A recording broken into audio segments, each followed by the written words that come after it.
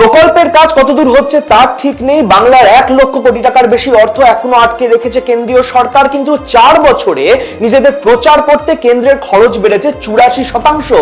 হ্যাঁ, 2021-22 থেকে 2024-25 পর্যন্ত এই বিপুল হারে শুধুমাত্র নিজেদের প্রচার করতে খরচ বাড়িয়েছে বিজেপি সরকার, কিন্তু এই তথ্য সংসদে কিছুতেই পেশ করতে চায়নি তারা।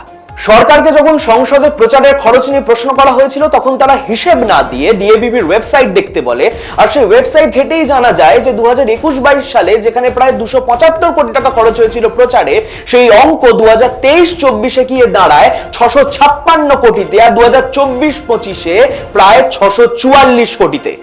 অর্থাৎ গত 2 বছরে প্রায় 1300 কোটি টাকা জাস্ট হাওয়ায় উড়িয়ে দিয়েছে কেন্দ্রীয় সরকার শুধু প্রধানমন্ত্রীজির মুখ দেখাতে। আর এদিকে বাংলায় খেটে খাওয়া 100 দিনের কাজ করা মানুষের টাকা কেন্দ্র ছাড়ে না। এরকম আরো খবর নিয়ে ফিরবো আমি, শুভম গাঙ্গুলি, আর আপনারা দেখতে থাকুন দৃষ্টিভঙ্গি।